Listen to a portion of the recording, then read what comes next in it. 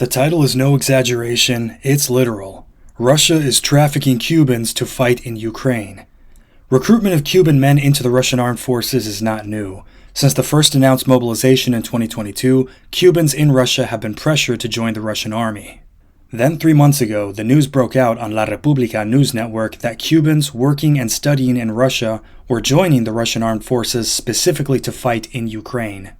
The quiet part that the news report did not say out loud was the choice that these Cuban immigrants are given by the Russian authorities is to join the army or be deported.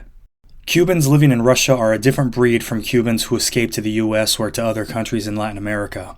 The ones in Russia aren't anti-revolution per se, meaning they're not against Fidel Castro or the Cuban Communist Party's dictatorship over the island. But they have this cognitive dissonance wherein they're pro-Castro, but they also really don't want to go back to Cuba where the quality of life is significantly lower than even in rural Russia.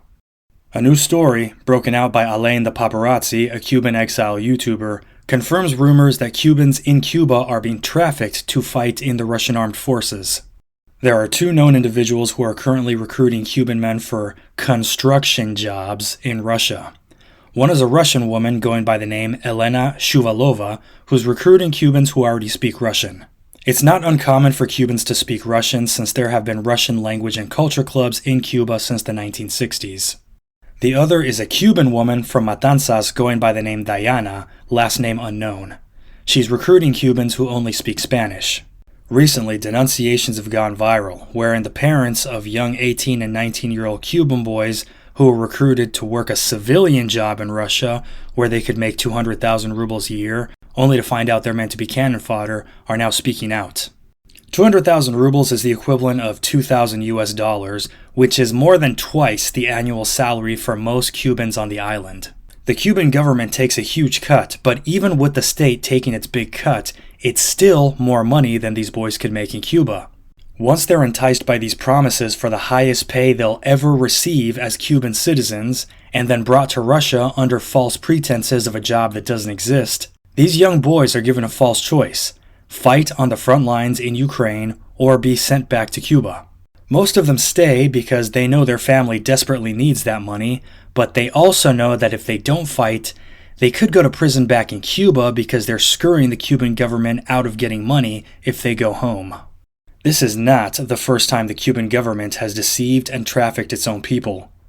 Cuban doctors are sold to the world all the time as this great humanitarian project, which the host country pays for, but in the case of most of these doctors and nurses, they arrive in countries like Venezuela and Nicaragua ready to practice medicine, and then their government uses them as spies to collect intelligence on the people.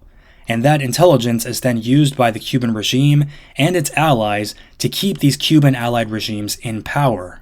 Other than the doctors and nurses, many other Cuban men over the last 10 years were recruited for what they thought would be civilian jobs in Venezuela, and when they got there, they were told they would wear Venezuelan military uniforms and pretend to be part of the Venezuelan armed forces in order to repress Venezuelan protesters. So really, they've been doing this for years. The only difference is now the cannon fodder is being sent to die in Ukraine. Thank you for watching Venezuela Explained. If you've ever wondered how petty thugs like Nicolas Maduro could stay in power for so long, it's because of regimes like Cuba and Russia that traffic people to use as pawns in violent power struggles to keep allied regimes in power, because Havana and Moscow both need gasoline and other natural resources that they have to get on the cheap. Please share this video if you want other people to know what's really happening in Latin America and Eastern Europe.